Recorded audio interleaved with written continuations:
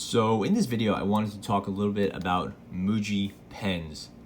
If you've ever been in a Muji store, when you first walk in, there are usually a lot of pens looking at you, and they tend to be very affordable. So most of these would be about $1.50 each. There's a lot of variety, 0.38, 0.5, 0.7, many different styles, a lot of different colors. It's just a really interesting option. And again, pens are cheap and plentiful.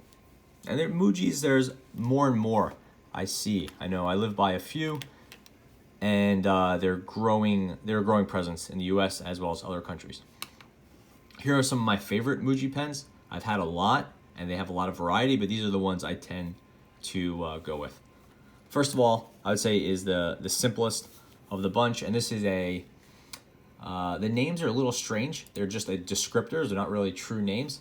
This is the Polycarbonate Pen. This is the very simple polycarbonate pen in the hexagon shape. So you can see it's plastic. It's this frosted material, so it's not quite transparent. It's not quite transparent. I bought it in a 0.38 millimeter, sold in some other sizes. 100 yen equivalent price, but in the US it would be about $1.50. Pretty good clicker pen, very simple, very affordable. You can replace the tip, or the refill rather. Just got some junk here I didn't remove. You can replace the refill, and that will cost you about 99 cents as opposed to $1.50. I tend to go with blue for most of my pens. That's why you see so little variety in color here, but they have many colors: pinks, greens, reds, purples, the whole thing. Next up, we have the also retractable pen, but this is not in the polycarbonate line. This is called the, pulling it up now, I believe this is called the smooth writing gel pen in the grip. So plastic body, you can see it is transparent. Gel, so like a rubbery grip. This one moves over to a clip. Also retractable. A little bit nicer click action. Also, you can change the refill. But again, so this one has no needle tip. Uses a normal conical tip. And the equivalent price on this one is also 100 yen, $1.50. Even though it seems to me like a slightly upgraded pen.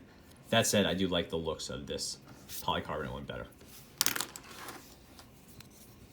Here is another cheap retractable. This is probably simplest of the bunch, but the price is $120, so who knows how that pricing is supposed to work. You see there's a little bit of contour here, which is nice. Again, that frosted plastic design. This one comes apart at the top, which is just a slight difference. It has this click, skinny refill. This one is, I don't know what I bought this one in, maybe a 0.7, yeah, 0.7. And then lastly, we'll move on to this one. This is a capped, very simple, kind of reminds me of a High-Tech C, which is a capped refillable pen with a metal tip, just like the High-Tech C. Needle point, just like the High-Tech C. Has these little window things here, which serve no real purpose. I guess maybe for grip. The pen is plastic or polycarbonate, and it has a little bit of grippiness to it. Like not quite a soft touch rubber material, but close enough to it. This is the hexagonal ballpoint. It says 0.25 millimeter there.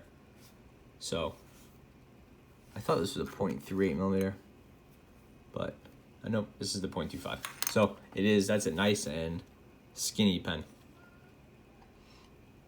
And you can see that needle tip, it looks to be sturdier than that on the High-Tech C, which I don't have available, but it does look to be sturdier. Whereas the tip is small, but it flares out a little bit there, which is nice, because the High-Tech C, if you're not writing on it straight up and down, it definitely has problems and it will bend that tip. So 0.7,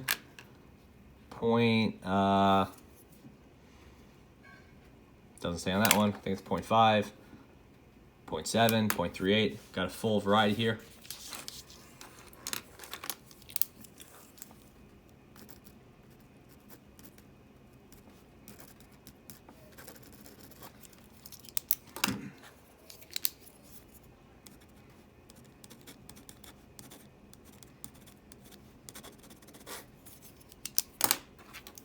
Yeah, save that for last. This is the 0.7.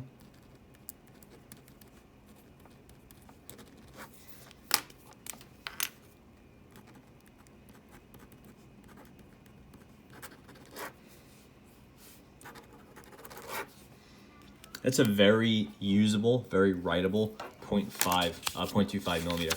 A lot of times when they're that skinny, they're hard to use without being, again, very vertical and moving very slowly. No problem there with that quick writing at the end. You can see some variance in the color, and that's probably just because I grabbed 2 blues and 2 blue blacks. The downside of Muji and shopping there is that the pens are kind of in a big pile. It's like a carousel of pens. Each pen type is in a bunch of little pods, and you're meant to go try on and try out what you want. Sometimes people put pens back with the wrong cap. Sometimes they put them back in the wrong little pod area. So if you're like hyper organized with your pen purchasing, it's going to take you some time to figure out what you want. Again, it's a little annoying, but again, you're getting a really nice performing pen for under $2, and you could try it out in person. That's a pretty rare combination unless you're in a larger city, you know, New York, Paris, Los Angeles, something like that. So it's a really nice option to have that Muji available, and I really do like their pens. Nothing here I'm completely blown away with. It's not like, oh my gosh, you have to buy X or Y. They're just solid everyday pens, and they're, I would say, on the whole, better than what you're gonna find at an Office Max or Staples or something like that. Maybe it'll pay a couple more cents, but the fact that you could try that on is really great. If you don't have a Muji by you, you can buy these online at Amazon, or I believe straight from Muji, and it's definitely worth it. You just have to buy enough to justify shipping. So thanks for watching, and definitely check these pens out at some point.